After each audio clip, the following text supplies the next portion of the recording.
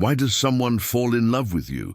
Is it for your beauty, for your charisma, for the power of your words, perhaps for the success or achievements you display to the world? For centuries, we've mistaken the ornaments of life for the roots of love. Men and women shape their appearance, build social images, accumulate wealth and status, believing this will make them more lovable. But, as Alan Watts reminds us, love is not a transaction, it's a recognition.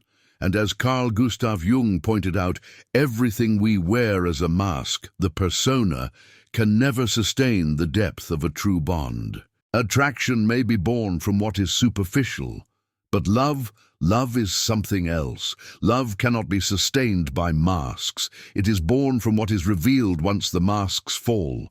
Here lies the enigma.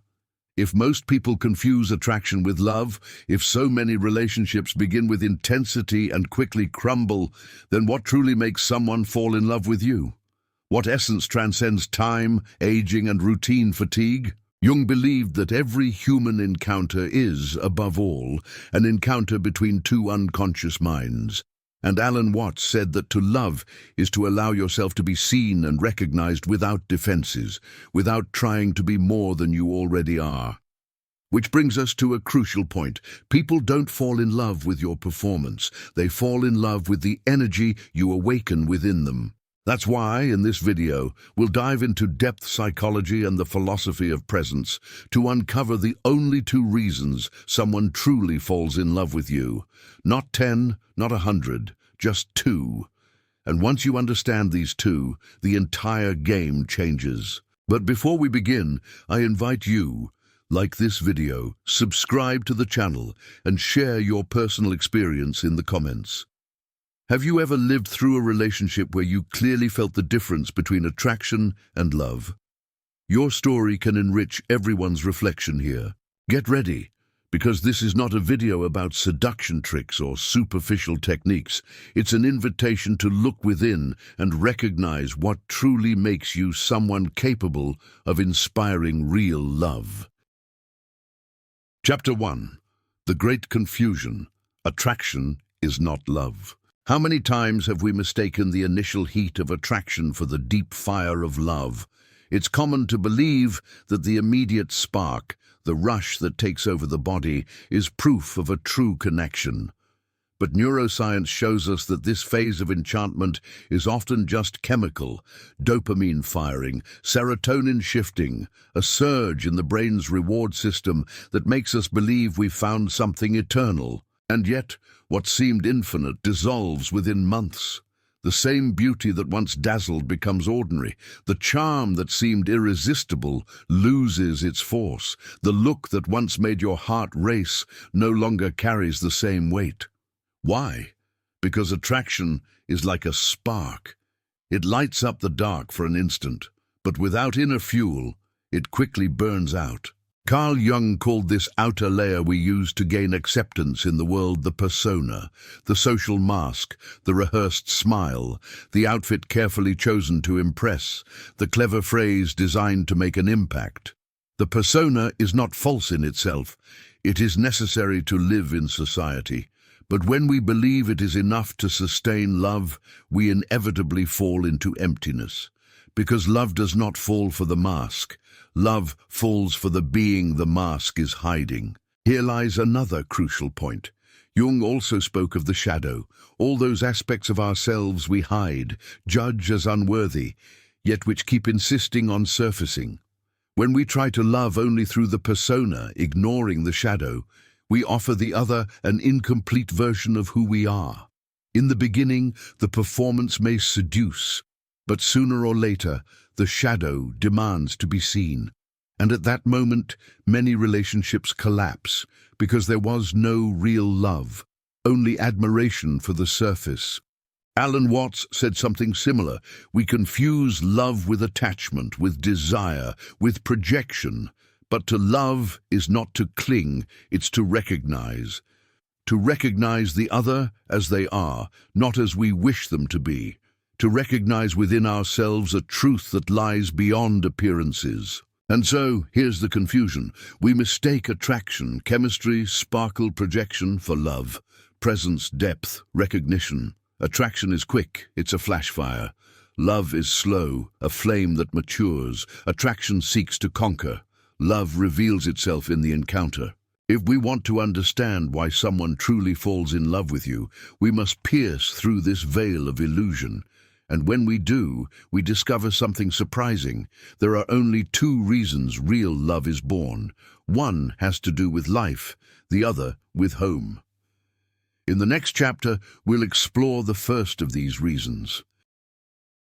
Chapter 2, First reason. People fall in love when you awaken life in them. Think of someone who, simply by being near, seems to ignite something inside you. It might be a friend, a lover, or even a stranger who, in a brief encounter, left lasting marks. It isn't about beauty or intelligence alone. It's something subtler. This person makes you feel alive. Alan Watts said that to be in love is, at its core, to feel more alive than before.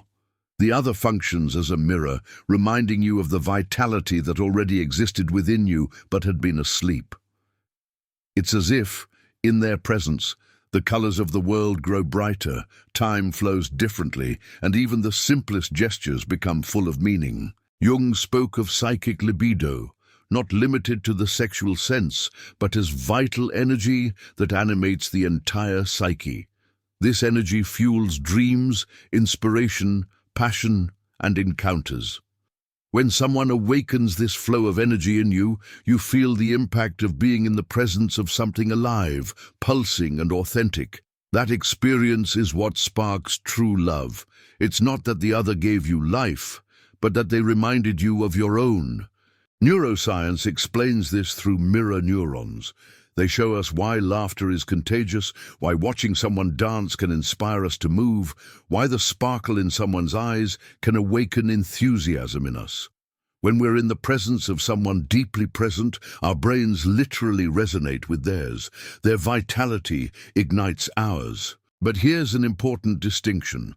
Awakening life doesn't mean being extroverted, explosive, or entertaining all the time. Often, awakening life is simply about being fully present.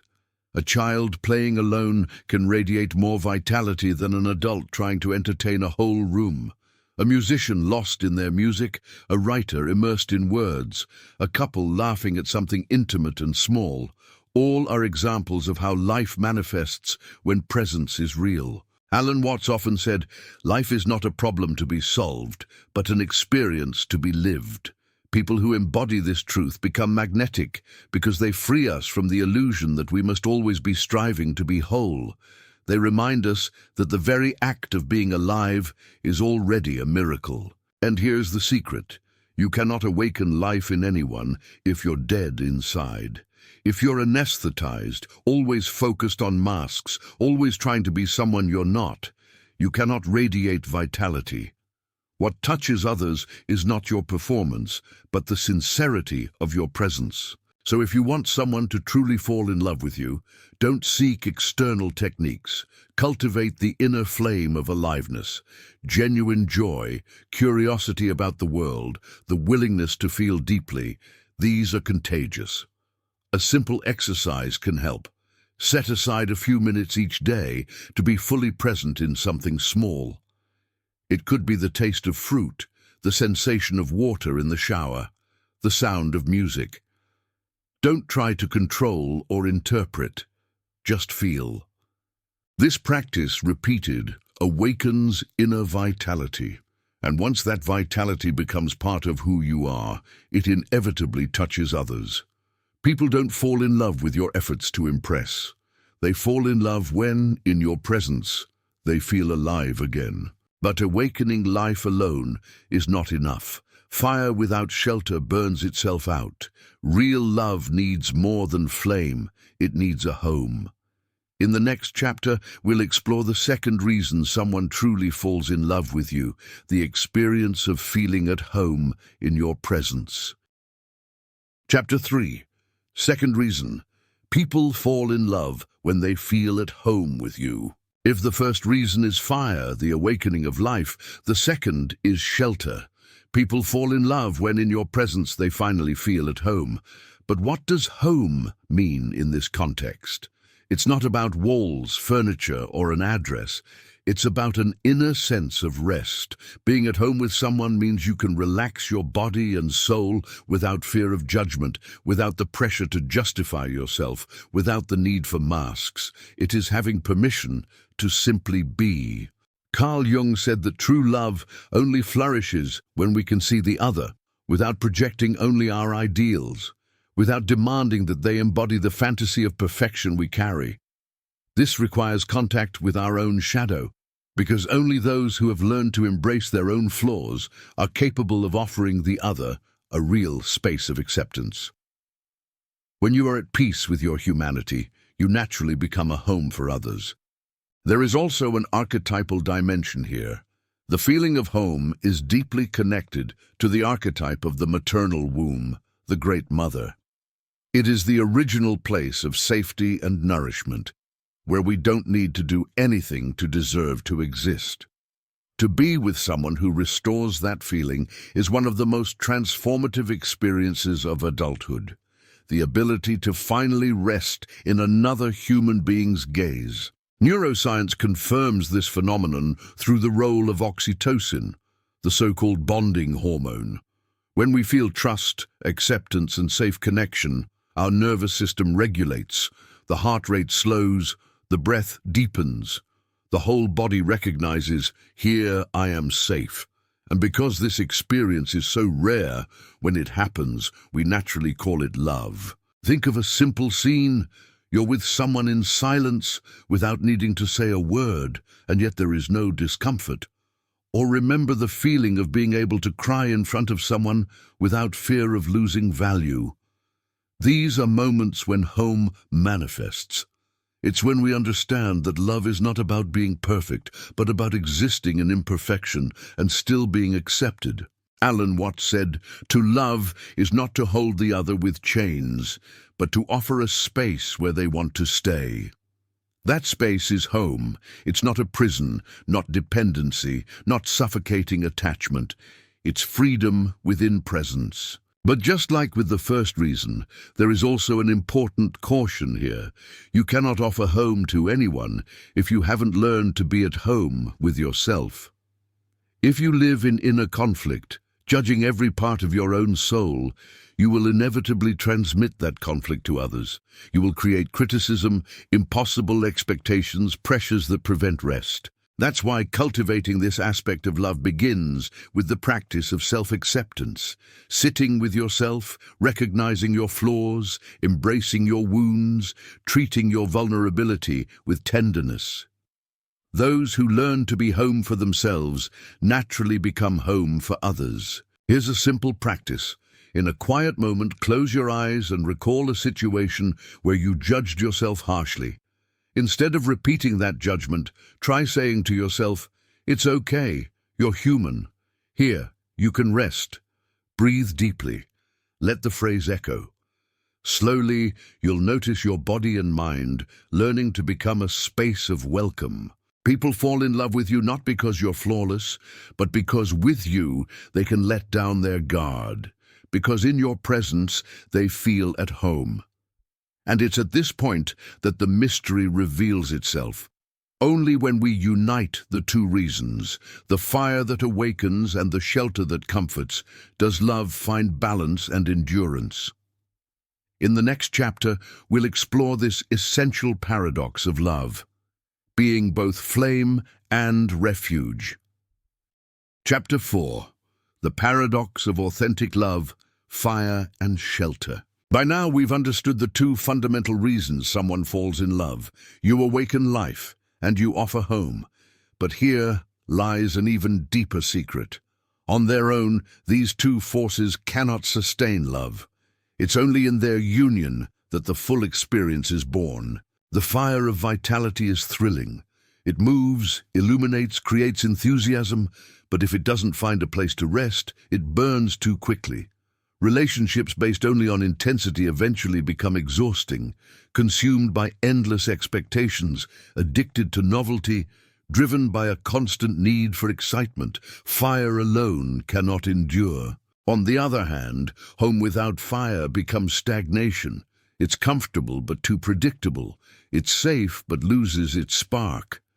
Relationships based only on shelter risk turning into lukewarm coexistence, without desire, without surprise, without the freshness that reminds us we are alive. Home alone cannot pulse. True love requires the dance between both poles. It's like breathing. Inhaling is fire, exhaling is home. It's like the heartbeat. Contraction is impulse, expansion is rest. Life only exists within this rhythm of alternation. The same applies to love. Carl Jung said, "Opposites do not cancel each other out, they complete one another." The meeting of fire and home is the very experience of wholeness. When we are only intensity, we deny rest. When we are only rest, we deny intensity. But when we integrate both, we touch something close to what Jung called individuation, the realization of the whole self, unafraid of contradictions. Alan Watts, in his poetic way, said love is like a dance. There is no final destination in a dance, no finishing point. The meaning lies in the movement between the steps. In the same way, love is not about holding only the flame or only the shelter, but about learning the flow between them. There are moments of laughter and moments of silence, days of wild joy and days of quiet intimacy.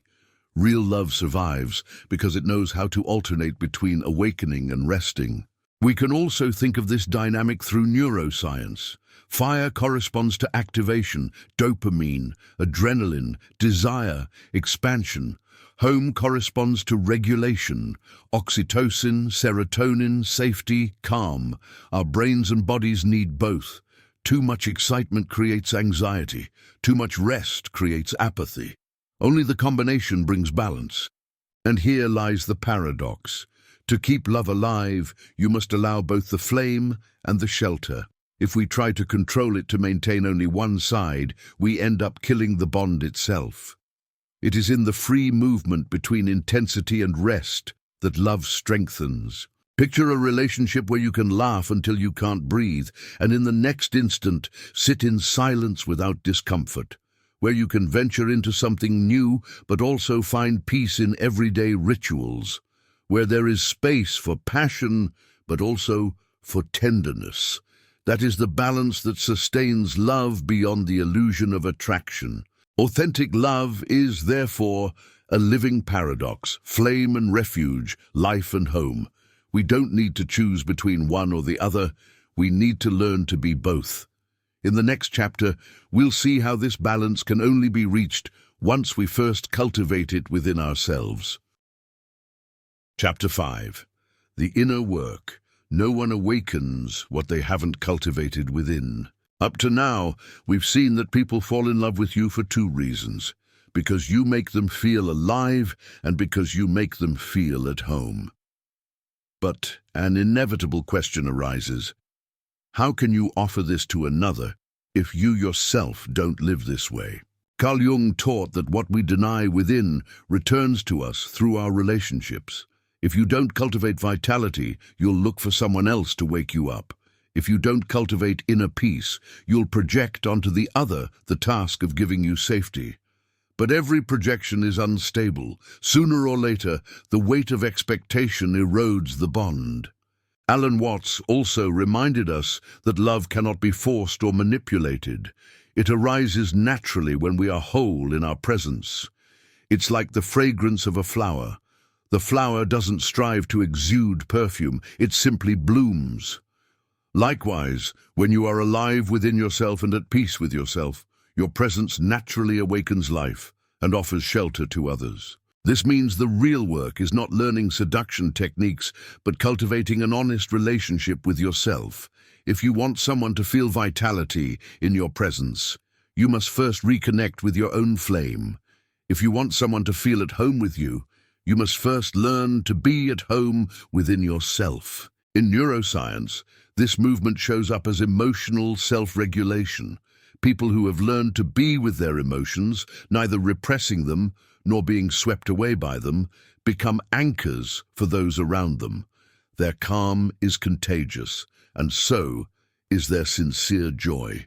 The opposite is also true. Those who live in chronic anxiety transmit anxiety, even without words. Jung called this process individuation, the path by which we become whole, integrating light and shadow, vitality and rest, desire and fear. Only those who walk this path can offer love without turning it into dependency, because one who is whole in themselves does not seek in the other the missing half. They find in the other a mirror of their own wholeness. Here's a practical exercise to cultivate this inner work. Take a notebook and split a page into 2 columns. In the first column, write recent moments when you felt alive, situations where your energy expanded, when you felt awake, creative, or simply present. In the second column, write moments when you felt at home within yourself, situations of rest, acceptance, peace. Now observe, are these 2 states balanced in your life? Do you allow yourself both?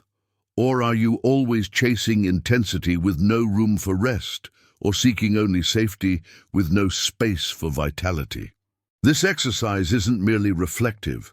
It trains your awareness to perceive how you can be both fire and shelter. The more you integrate these 2 states within yourself, the more naturally you transmit them to others. Because, in the end, there is no shortcut. No one awakens in another what they have not first awakened in themselves, which brings us to the final point of this journey, understanding love not as conquest, but as deep recognition. Conclusion: love as deep recognition. We've reached the end of this journey. And now, the initial question can be answered clearly. Why does someone truly fall in love with you? It isn't for your looks, your charisma, what you own, or what you display to the world. These elements may spark attraction, but they don't sustain love. The truth is simpler and far deeper. People fall in love with you for 2 reasons. Because in your presence, they feel more alive. Because in your presence, they feel at home. Fire and shelter. Vitality and rest. Movement and welcome. It's the union of these opposites that creates the space where true love can flourish. Carl Jung reminds us that we only offer this to another after we've done the inner work. No one awakens life if they are anesthetized inside. No one offers home if they live at war with themselves. As we become whole, we become capable of loving without dependency, without masks, without illusions. Alan Watts, in turn, teaches that love is neither possession nor conquest. It is recognition. It is when the other sees themselves reflected in you and you see yourself reflected in them, not as copies, but as echoes of the same essence. And here's where everything transforms, because from this understanding, you stop spending energy trying to be more beautiful, more impressive, more desirable. You stop striving to please or to fit external standards. Your focus turns to something far more truthful, being alive in yourself and at peace with yourself. When you allow yourself to laugh without censorship, to cry without shame, to be silent without fear, to dream without limits, you become fire. When you accept your imperfections, embrace your vulnerabilities, rest in your own humanity, you become home. And when you can be both, you naturally become someone it's impossible not to fall in love with. That's the paradox. Love is not one. It is drawn to authenticity. It is not born from the effort to be perfect, but from the courage to be real. Before we close, I invite you to reflect on your own life. Have you been cultivating your inner flame, or snuffing out your vitality in pursuit of approval? Have you been building a home within yourself, or are you living in self-judgment and self-rejection? Share in the comments how these 2 forces show up in your relationships. Your reflection may inspire others who, like you, seek to understand love more deeply. And if this video touched you in any way, remember to like, share, and subscribe. Here, we continue exploring the mysteries of the human psyche, guided by Jung, by Watts, and by the lens of neuroscience. In the end, remember, people don't fall in love with your mask. They fall in love with the life that awakens in you and with the shelter they find in your presence. Fire and home. That is the essence of love.